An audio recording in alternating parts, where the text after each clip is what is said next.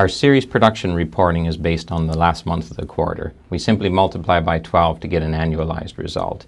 In March, the production was 1.6 million, and in June, 1.3 million. But it's important to note that both May and July were 1.5 million. The June result is directly linked to the Navistar production.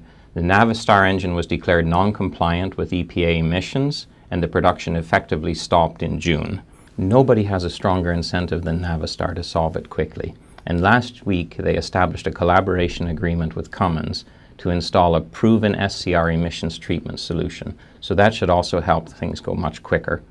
SinterCast has 52 programs in series production, of which Navistar is one.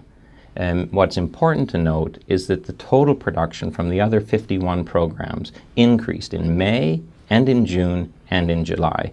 So the overall trend remains positive. And I think if you want to see SinterCast development, it's much more important to key on the total of those 51 programs than on just the one.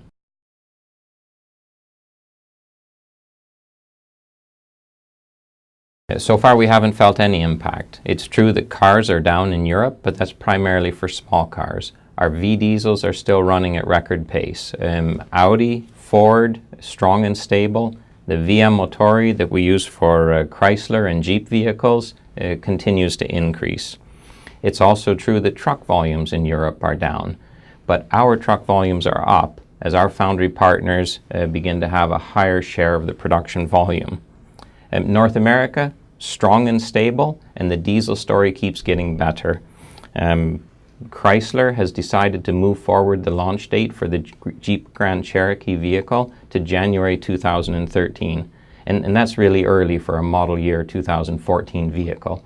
It shows their confidence in the vehicle, their confidence in the engine, and also their confidence in diesel uptake from American consumers.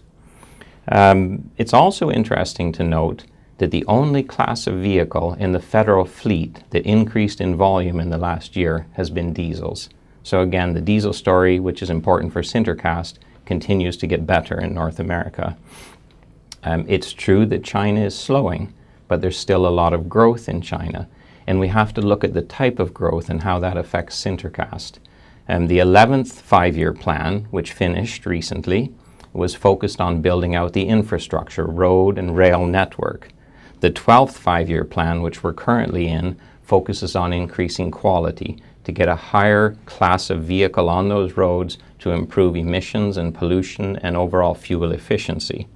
And that plays into the hands of SinterCast, because not only do those vehicles need CGI to have stronger, more efficient engines, but also the foundries have to be more efficient to deliver those engines to the industry.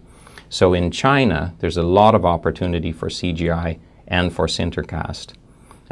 It's absolutely true that there's a lot of caution and concern and even negativity in the media, but for SinterCast, we've never been busier and we've never had more opportunity.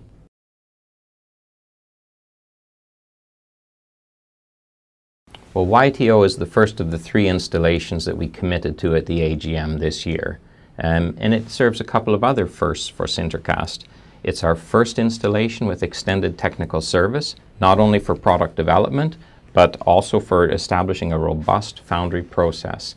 That broader agreement, it increases the revenue from the deal, but it also deepens the partner proposition and anchors us together with the customer. It's our first reference in the agriculture sector, so important not only in China, but globally. And when we speak about importance in China, another successful reference of installation helps with SinterCast momentum and to build the brand awareness in China. Training is scheduled for our technical center here in Sweden during September, and the installation is also targeted to be completed before the end of September.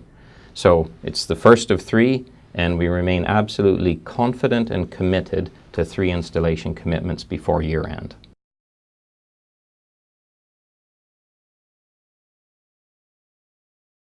Well, CGI is coming, that's clear. As the demand for engine performance and efficiency and emissions continues to grow, it will always place a higher burden on materials, and that's helpful for CGI.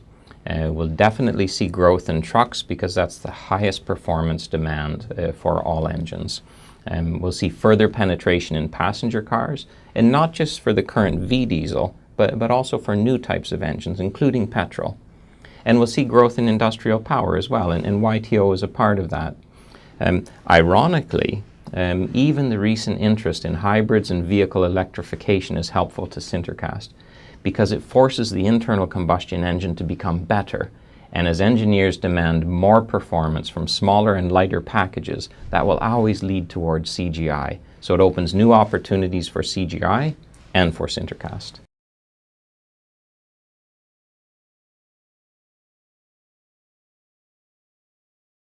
At the AGM, we announced that we received a commitment for the first ever CGI petrol engine, and that program continues to develop positively. Not only is it the first CGI petrol engine, but it's also another high-volume engine for SinterCast. And because of the high volume, it also requires a dedicated installation. And we're just in the final stages of agreeing the installation details with the foundry. Because of the volume, it will be SinterCast's most comprehensive ever installation. Most importantly, it opens a new sector for CGI. In 2003, when we had the start of production, high-volume diesel engines, other OEMs had to respond to that competitive benchmark and also introduce CGI engines. And now this new CGI petrol engine will establish new benchmarks for package size and for power-to-weight ratio. And we expect that other OEMs will have to respond to that benchmark, and it will open new opportunities for CGI in this petrol sector.